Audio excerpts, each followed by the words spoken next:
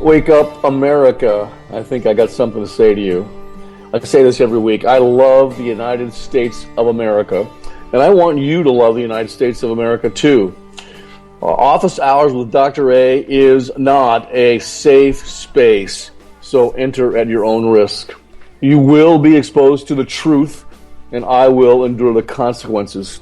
Again, rest assured, I will not try to put my brain into your head. I will, however, motivate you to think and to use the analytical part of your brain that very few people want to use because it requires actual effort, it requires actual work. You've reached the office of Dr. Randy Arrington. Please have a seat, and the doctor will be with you in just a moment. Today, we are honored to have former Congressman Bob Livingston from the great state of Louisiana with us on the show. He was my congressman, and he is still my friend, and I'm honored to call him that. Bob, how are you today, sir? I'm doing great, Randy. It's good to talk with you again. It's been a long time since we've seen one another, but I'm glad to hear you got this radio show, and I thank you for asking me to be on it. You know, the first time I met you was I got on an airplane going up to Washington, D.C. You were on the airplane too, and they, for some reason, put me up in the first class. I sat right by you. And then Marion Barry got on the airplane with a couple of his armed guards. And you at first, because I was armed, because I was with U.S. Customs, thought I was part of his entourage. And, of course, I had to make sure you knew that wasn't the case. Then I found out you were my congressman, so we started talking about various things and, very intellectual, fun conversations for me. And then at one point you talked to me about you'd gone to a cocktail party in D.C.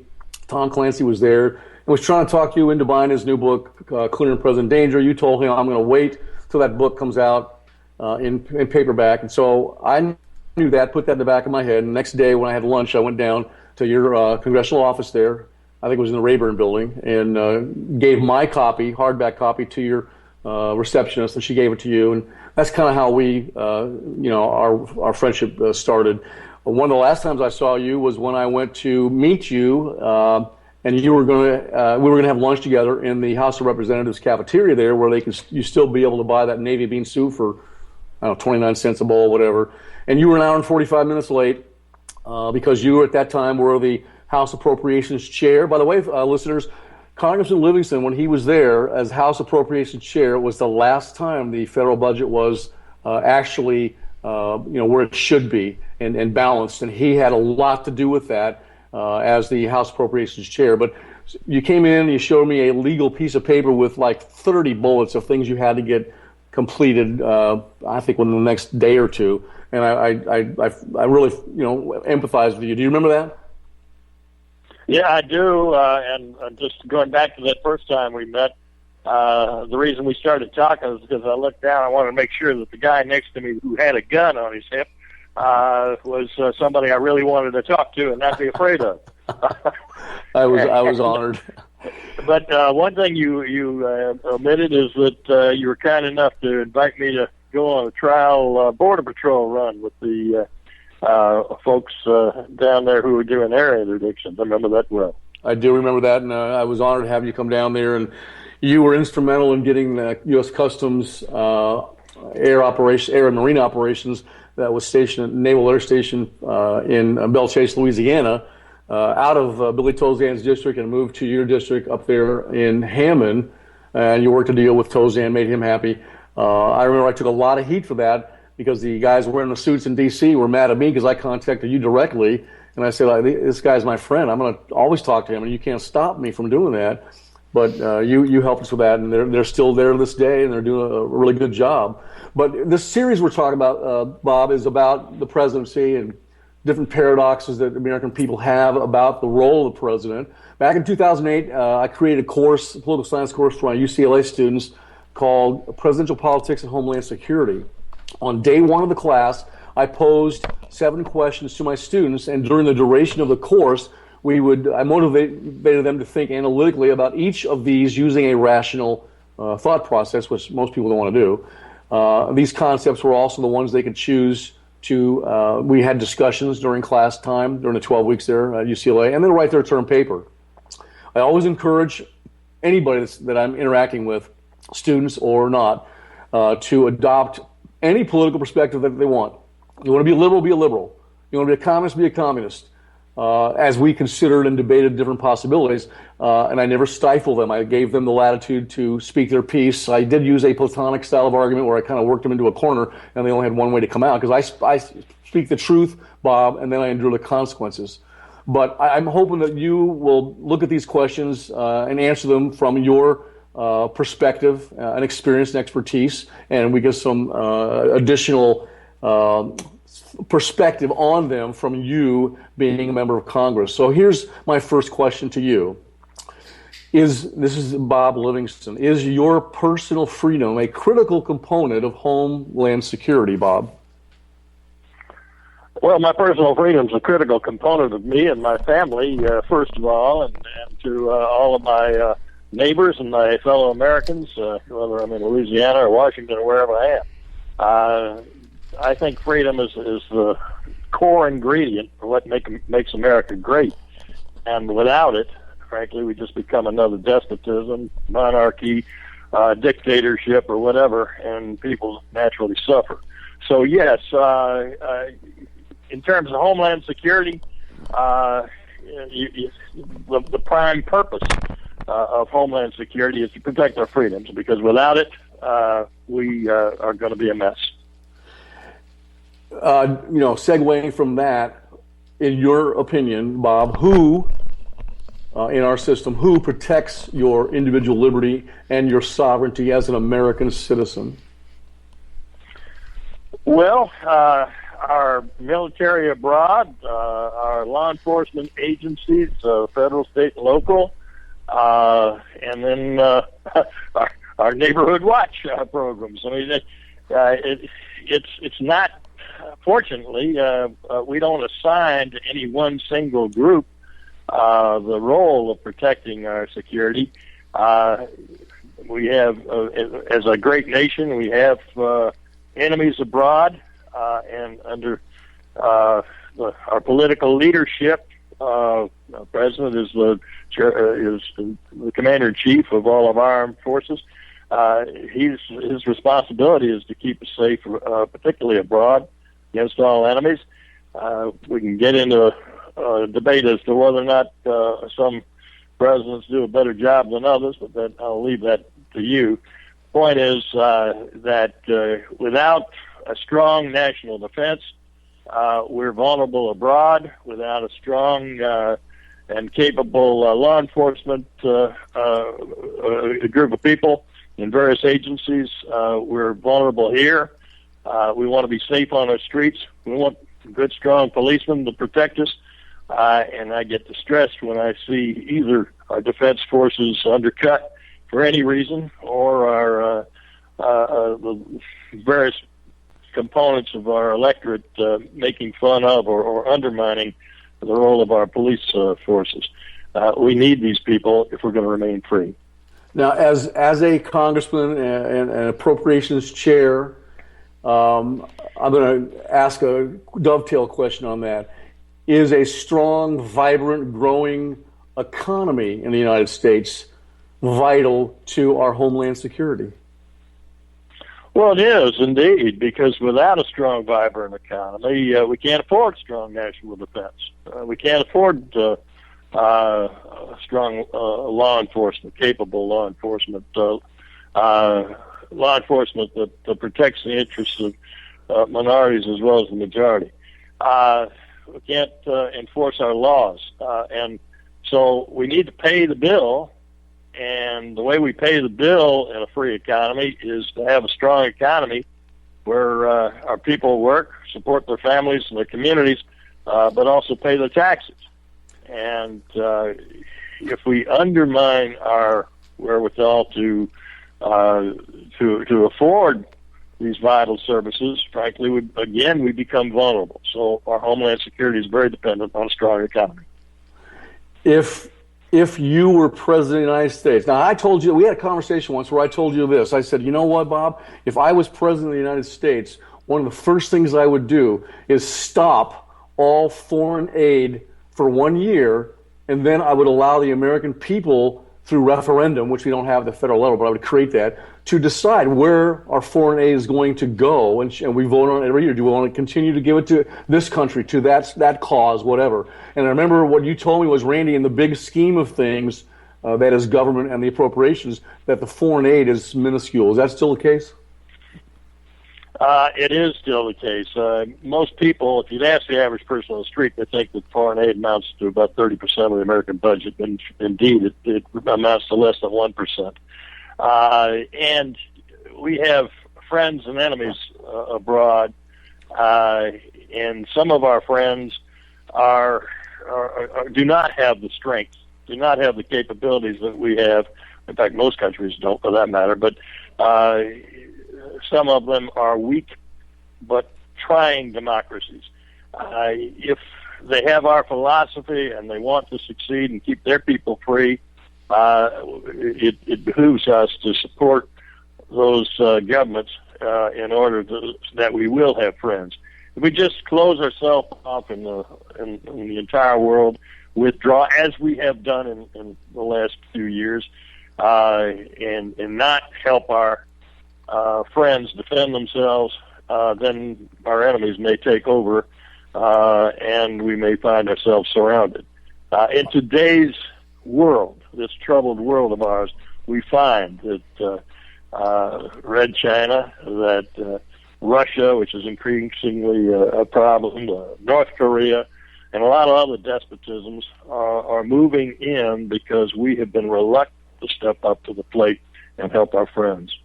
So you're saying isolationism, which a lot of our founding fathers believed in that, isolationism is a losing strategy, a losing theory for the United States in this global existence that we have right now. Isolationism is not not just now. Yeah, the answer is yes. Isolationism is a dangerous thing because we're the strongest, freest people in the world. And if we want to maintain that strength and that importance of our role in the world, we've got to help our friends. We've got to be alert to what's going on in the rest of the world. We tried not to before World War I. We didn't want to have anything to do with the war in Europe prior to our involvement there. And frankly, the whole continent of Europe blew up and other parts of the world as well. And we realized that was a mistake. So we started beefing up our military. After that, we relaxed a long while, and then Nazi Germany started taking over, and the Japanese took advantage of our weakness, thinking that they could defeat us. And we had to ramp up again. And, of course, we rallied them because we had time to build our armaments over a period of a couple of years and face them head on. But after World War II, we relaxed, and we really almost lost completely in Korea. We didn't have the armaments to meet the onslaught of the communists from the north in Korea. And you go throughout history, and we ramp up, and as long as we are capable of ramping up, that's a good deal. But now, in the age of missile technology and computers and everything that happens in a just an hourly, 24-hourly basis, or even a minute-to-minute basis, we don't necessarily have the time to ramp up. And we've already cut our defenses below levels, in some instances, such as our Navy, below the level it was prior to World War II. We are taking a big chance at cutting ourselves unnecessarily. I don't think we can afford isolationism, and we certainly won't have the time to ramp up if we're severely threatened in the near future. I told you what I would do if I was elected president. Let me ask you this question. If you were elected president, that's hypothetical, I know, you were the president of the United States, I want you to tell me one thing you would do to help our economy, this is domestic policy, and one thing you would do in foreign policy that would help the United States rally and come back to greatness, if you want to call it that. What would you do? Well, I'd recognize our friends and stand with our allies, and I would not sign that Iranian nuclear deal that was just recently signed by the president. That would be on the international front. And the best thing I could do domestically is to revise the tax code. I mean, it's tens of thousands of pages, and we don't need that. I love suggestion by more than one of our candidates for Congress for the presidency right now, saying that we can just have a few pages of tax code. Let's put the IRS out of business. That would please me no end, because it would restore freedom and ingenuity to the American people and lift the lids of regulation and taxation that are really driving our economy into the ground.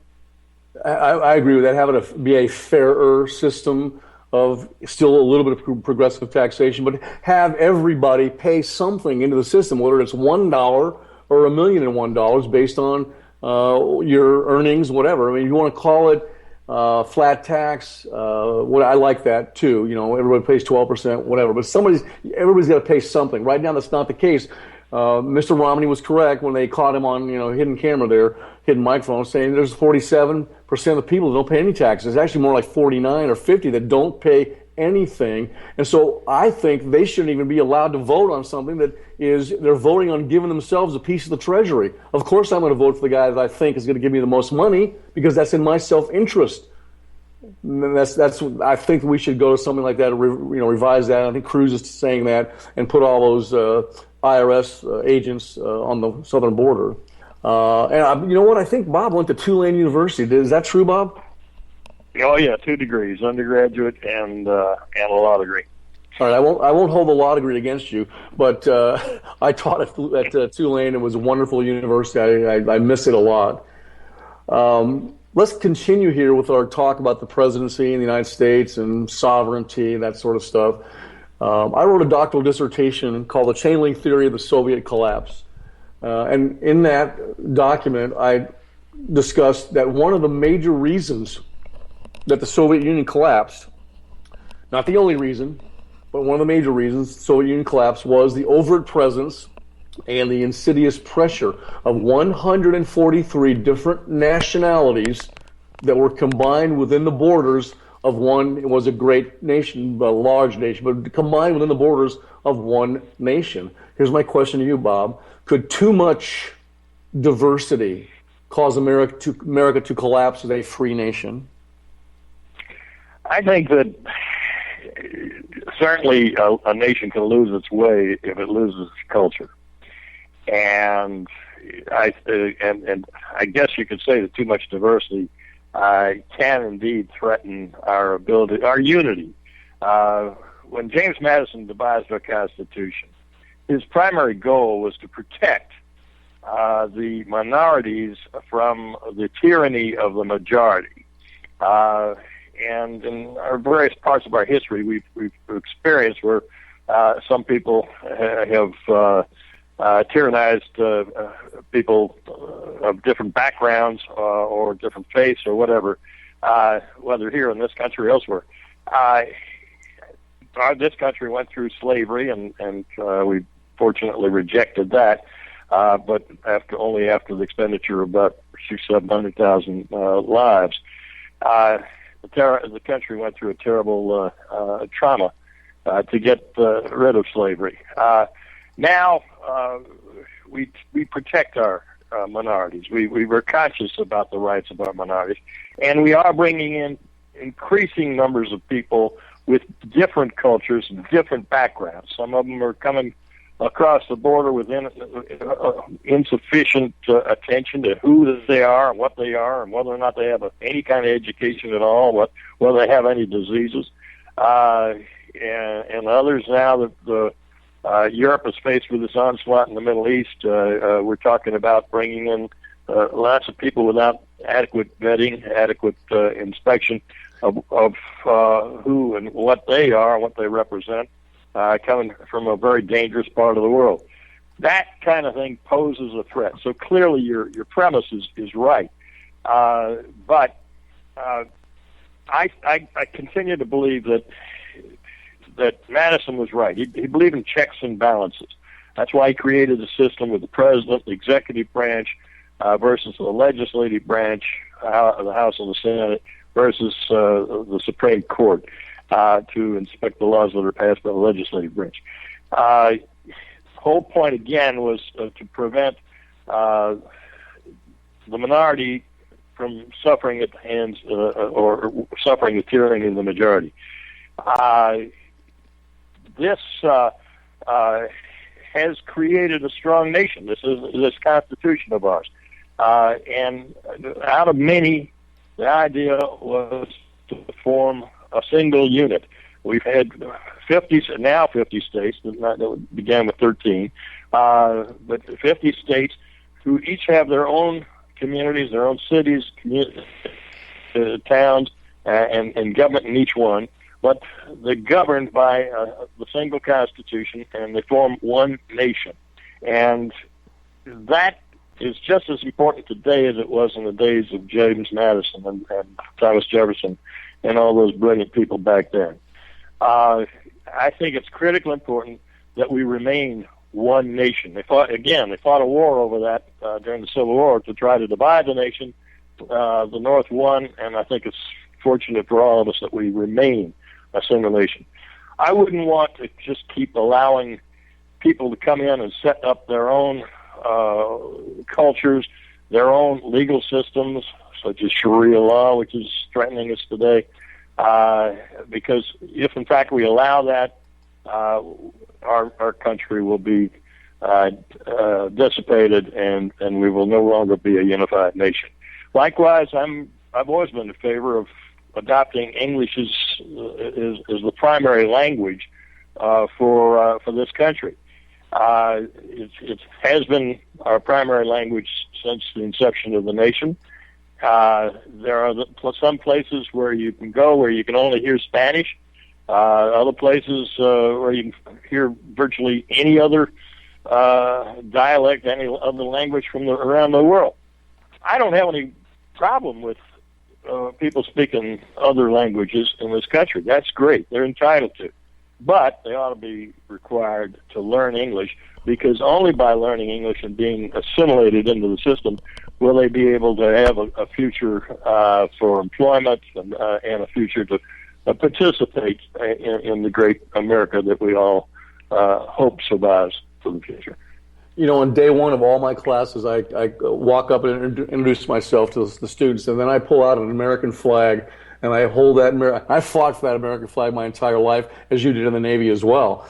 And so I hold that, cradle that flag, and I tell my students, I love the United States of America, and I want you to love the United States of America too. You know what, Bob? They don't hear that from those mega-liberal cultural Marxist professors, but they hear it from Dr. Arrington. In my humble opinion, there's no room in this country for hyphenated Americanism. You used the term assimilation. I like that. That's what the immigrants used to do. They assimilated. They became, as quickly as possible, they Americanized themselves.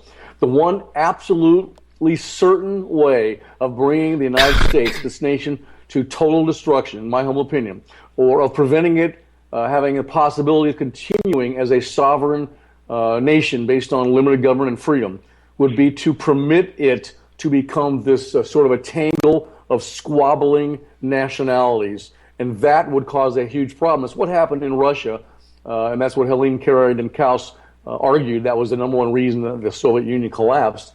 I remember when I wrote that doctoral dissertation, I used aviation accident investigation theory to investigate why the Soviet Union collapsed, because, in my humble opinion, it was a political accident.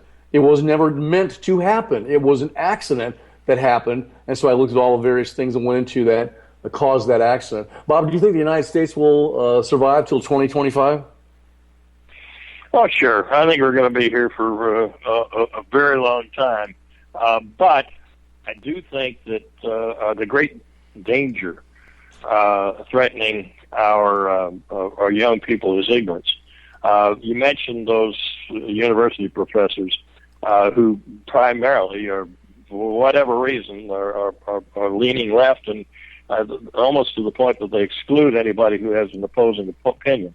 Universities were supposed to be the centers of great thought and diversity of opinion, and they are centralizing into one leftist mentality, one leftist ideology, and that worries me a great deal. But even more than that being a threat, when I turn on television and see one of these man-on-the-street things where a fellow walks around and interviews kids on a college campus, and says, who won the Civil War? And one kid says, is that a trick question? And the second kid says, the French. Then I realized, man, we've got a real problem. I mean, some people are just tuning out. And you'd think with more options with the internet and 24-hour news service and talk radio that people would pay more attention. But there are a lot of young people around this country that don't have the vaguest idea about the history of the nation or the principles on which it was founded. And that is the first way that we will lose our nation, whether it's in 2025, which I don't think it will be, but sometime in the next 100 years. And I pray that simply is not going to happen. But people need to wake up. They need to understand. They need to read. They need to listen to the lessons of the past, because we've learned a lot of them, and a lot of them hard way. But if we understand history, we'll have a lot of better of a chance to face the problems of the future. If you don't understand the true nature, the truth of your history, you are doomed to repeat it and make those same mistakes. You're right. We have to learn from what didn't work and what did work in our nation and in complex human relations, what did and did not work in the past, and push those aspects of those problem-solving techniques into our society. Otherwise, we're going to be doomed to repeating that stuff. When I get on campus, I go up to the board and I write on the board, truth changes. And then I turn around and they look at me like I'm crazy. I said, you know what, class? Truth changes. You know why truth changes? Because it's subject to human interpretation. And today we have the Constitution subject to human interpretation by Ivy League trained attorneys, lawyers, who that's their job. And in about 3 weeks, we're going to do a series on this show on cultural Marxism and what that's all about and how that's affecting the mindset of our students and our people in society, even the ones that don't go to college, and how they're using political correctness to dumb us down to a level where we will hate the United States, Bob, and hate our upbringing in the United States, even though it has most likely been very good to us as individuals, because when they get us to do that, they identify who is the culprit that's responsible for your personal oppression, then that makes us as a society as a whole and individually susceptible to this cultural Marxist rape that's going to happen to us. Mind rape is what I call it, and the inevitable revolution that Marxists believe will still happen. They still think it's going to happen. How does truth change? Okay, let me give you a perfect example. In 1491, the world was flat. Now, that was considered the truth until that guy from, where did he come from, Italy, went out and said, no, Chris Columbus said, no, it's not. It's actually round. So the truth changes because it's subject to human interpretation or the limits of human understanding at that particular time. When you have a scientific revolution, it usually occurs because somebody is looking in the same place, the same familiar place in science, and sees something different. And that's how scientific revolution comes about. Let me ask you this, from a Homeland Security perspective, does it really matter who's sitting in the White House, 1600 Pennsylvania Avenue, who's the president? Absolutely it does. I think we've seen a transformational presidency over the last 7 years in the Obama White House. He has been totally unlike anybody who's preceded him in the Democrat Party or the Republican Party. And that's not an ethnic identity. That's a philosophical identity. This man said he wanted to transform America, and he has done it. We have become intellectually lazy.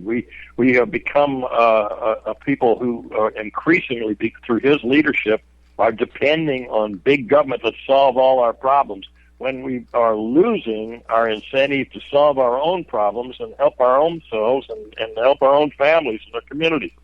But he has been successfully building the size of government, increasing the role of government, the EPA and all of the other agencies and defenses domestically, while at the same time cutting back on our military and creating a void, a vacuum around the world where the Russians and the Chinese step in and we're withdrawing.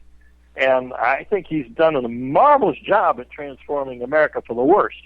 In fact, I have a bumper sticker that that I created for my 4 cars. I've got 2 here and 2 in New Orleans, 2 here in Virginia.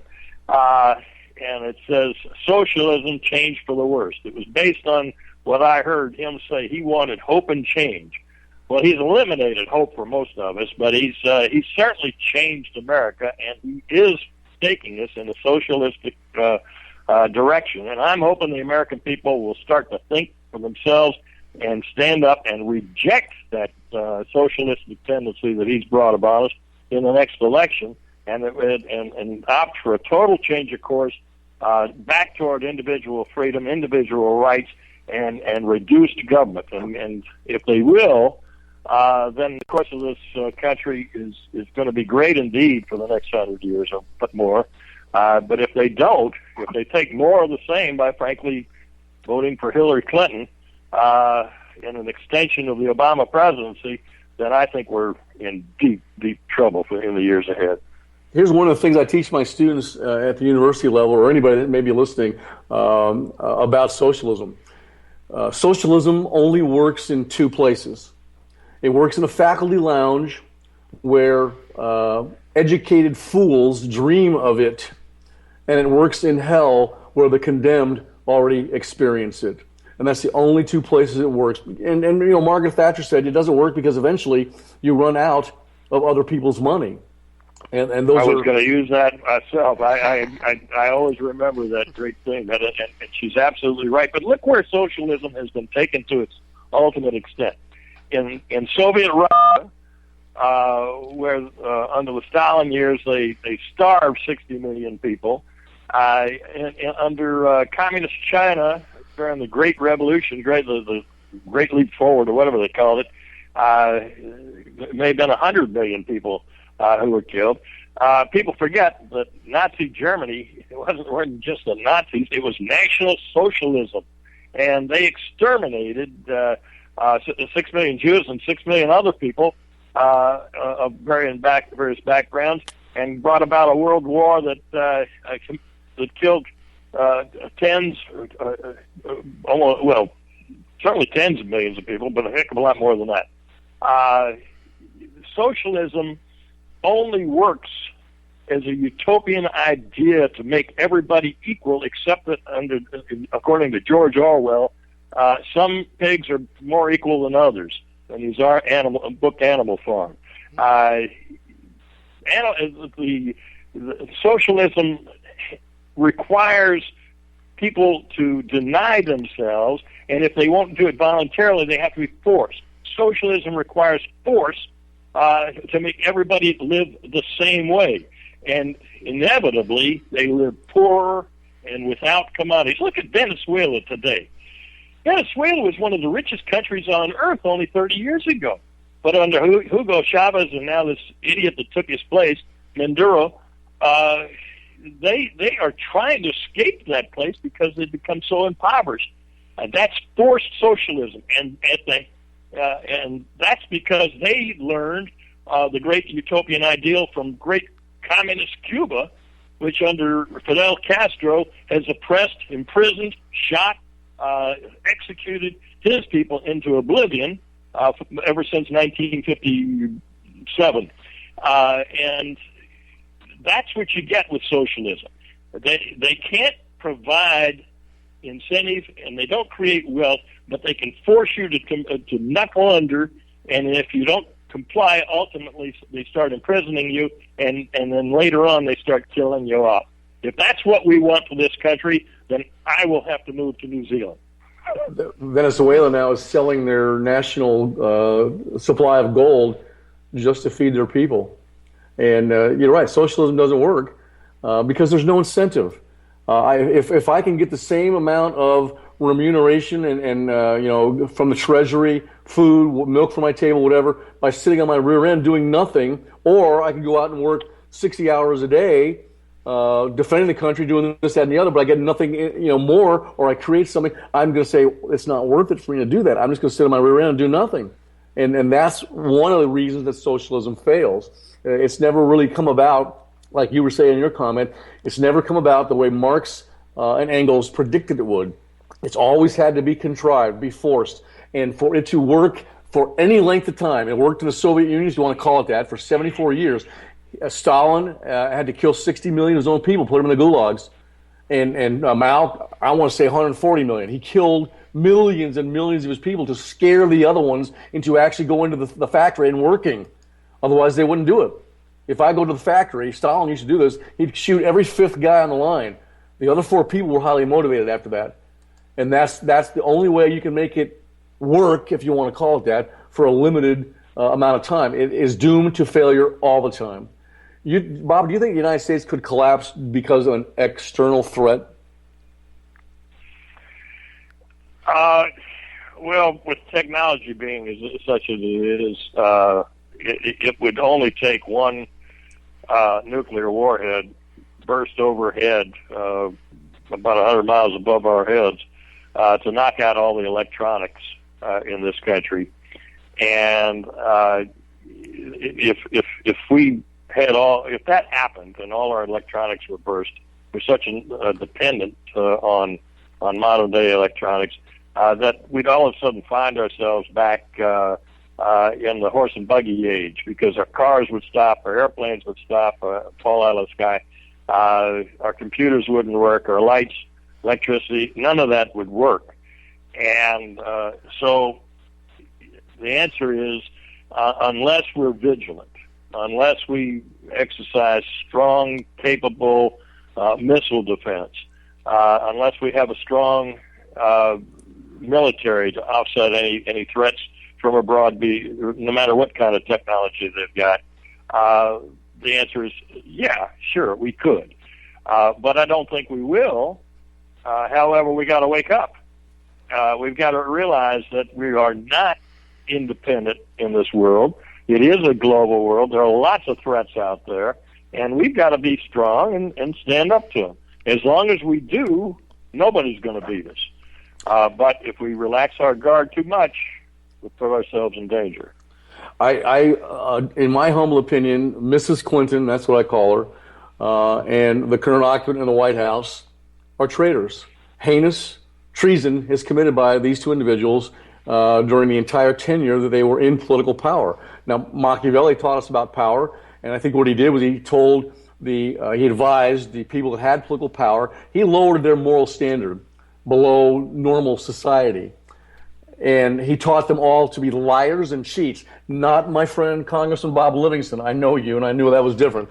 But nothing is universal. But a lot of them adhere to what Machiavelli taught them. They are liars and cheats.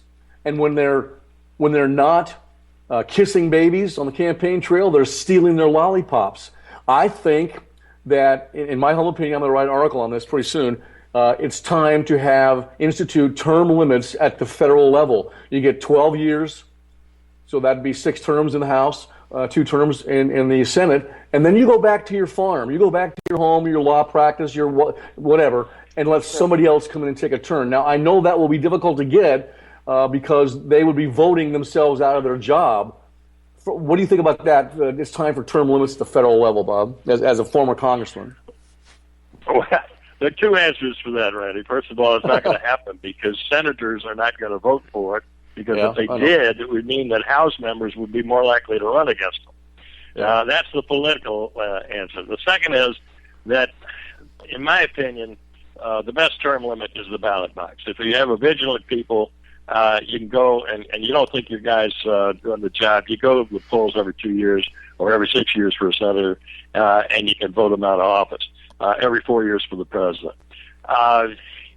What I worry about is that our people get lazy. Again, intellectual laziness. If they don't pay attention and they just pull the knob because they've heard his name, that's not a good reason for keeping people in. And yes, there are lots of people who are kept in that don't deserve to be there. But you also have nincompoops who want to run for office that are not necessarily better than the people that they might replace every 6 years or 12 years or whatever the limit is. Our legislature is comprised of human beings, and they're good ones and bad ones, they're smart ones and dumb ones. just because they're there for 6 or 12 years doesn't mean that they're any smarter or better or more capable than somebody who's been there 20 years. I do think that by the time they've been in 25 or 30 years, if they haven't been able to do it, then they ought to be retired, and that's in the hands of the voter. But I personally think that there is something to be lost because it takes about 3 years to even understand what's going on and to be able to master the legislative processes. It's very complex. We're a complex country. And if you want good, smart people knowing what they're doing, you don't want a bunch of rookies. Right now, we had a large turnover in 2010, I think it was, and then again in 2014. I think some of those folks that came in had never held elective office, and they, in my opinion, are not as astute as some of the folks that have been there a good bit longer. But again, you have good and bad. I just don't think the term limits is the right approach. I don't think it's going to solve anything. We're going to be still facing the problems, and I'd rather have people that know what the hell they're doing tackling those problems than somebody that don't have a clue. Back to the potential collapse of the United States, I think that heinous treason and the traitors are a huge potential threat to the security of this country because they look like us, they sound like us, they walk in the same circles as us, they speak the same familiar language as us, and yet under the table they're insidiously trying to bring the United States down. Do you think the United States could collapse because of heinous treason and due to an internal threat? I don't see that that's a big issue right now. I mean, there was an old movie in the 60s, maybe it was right around 1960, called The Manchurian Candidate. And it was about a guy who got elected to the presidency and who undermined, whose goal was to undermine the country. And at the end of the movie, I don't want to give it away, but he didn't make it. Was that in the 60s or was that 2008, Bob? I was getting there, Randy. Okay. I think, as I said, I think President Obama's outlook on the world is totally different from my own, and I don't think that he's been helpful to the future of this country. In fact, I think his domestic policy has been abysmal and has really tragically messed the economy up. He's grown government too big, and he's undercut our armed forces in the United States. So you can characterize that however you like. I'll just say that he's not my ideal of a good president, and I'm looking forward to his return to the private sector in the next 14 months. And let's hope he stays there. I agree with that. And Sorry. I tell you what, it's been a pleasure today to rekindle my relationship with former Congressman Bob Livingston from the great state of Louisiana, where I spent 18 years living and working for the U.S. Navy and U.S. Customs. I still have 4 of my 5 kids that live down there in the suburbs of the city of New Orleans. And we got a lot of great perspective from a man that's been right there with his hands on the levers of power. And I appreciate you coming and spending part of your Sunday with us, Bob. And I'd like to have you back sometime if you're willing, and I really do appreciate your expertise. Thank you very much, Randy. It's been good to be with you. Good luck to all your listeners. All right. Thank you, sir. Great to have you, Congressman. Thank you. Thank you. Okay. Folks, this has been Office Hours with Dr. A, and that's me. Last show we talked about how we as Americans demand a powerful leader that will solve our problems, but we're suspicious of power. We're suspicious of powerful individuals and people that abuse their power, so we got to be very careful about that. We also talked about that we want to elect a president who's like us, a democratic, common man, common person, common woman. But simultaneously, the paradox is we want somebody that's uncommon. We want an individual that's charismatic, visionary, and heroic sitting in 1600 Pennsylvania Avenue. That's a paradox. We're going to get to, I think I have about, 11 total, 13, I can't remember how many I've got. But we're going to talk about this as we move forward in the series, and how sometimes our thirst for the heroic can be so endearing that history is meaningless to us without these heroes. And we had our interview with former Congressman Bob Livingston from the great state of Louisiana, where I lived for a long, long time, and 4 of my 5 children still live in that great state. And he talked a little bit about history, and that we seem to be forgetting our history, and that the people that get educated now in the various universities, and I've taught in 6 different universities, that the professors aren't teaching history anymore, or they're teaching a history that is incorrect. They are teaching a rewritten history, and that kind of delved into talk about Marxism and socialism, which we're going to do a long series on that as well in the future if you want to stay with the show. That's what Marxists, communists, socialists do. They rewrite history, and then they teach you in these re-education camps the new history. That's why I taught my students at universities, hey, guess what? Truth changes, because truth is subject to human interpretation, and that can change. And Congressman Livingston was discussing that with us. As we move forward on the presidency, I'm going to get more people to come on the show and interview with us, some celebrity-type people, I guarantee you that, and we'll get their perspective. It was fun to listen to Congressman Livingston. He is my friend. He was my congressman, but he was there where the levers of power were at the highest. He was there, and so it was fun to get his perspective. But talking about the presidency as we move forward, I want you to know that the president's primary power, that this is when he's dealing with other individuals in society, president's primary power is to persuade and to bargain. It's not to command. When we have a chief executive that has to resort to commanding people, and we discussed that earlier about governing people and how we don't like to be governed, meaning controlled. When a chief executive of the United States has to resort to commanding people, he's showing his weakness. Commands only work in sort of a very special set of circumstances. Dr. Richard Neustadt, who wrote the seminal work on presidential power, that's the name of the book, Presidential Power, and the Power of the Modern Chief Executives, he said that the essence of presidential persuasiveness, the essence of a president's persuasive task is to convince men and women that what he wants of them is what they should desire for themselves, for the sake of their own good, for the sake of their own authority. That's what the president's job boils down to in the White House. Now, the American system is a system of shared powers, not separated powers. The president is only one of several, how should I put this, masters of the bureaucracy, masters of our political system. And even the White House staff. Huh? Masters? Master. Oh, you like that term? Okay. No, I don't like that term. I hate that term. Okay.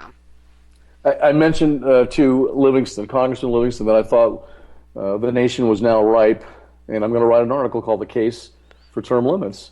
And I think it's time to have term limits. And Lou, you predicted, as I knew in my mind, that he would disagree with that because he's been in the House. He was there for 20-some years.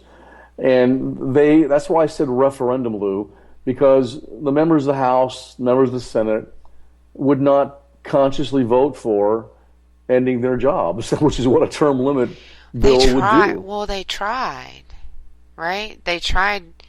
It was Newt's Congress tried it at least once, if not twice. They have symbolic votes all the time that mean absolutely nothing. It's just a sound bite that they can mug. They actually got votes for it, though.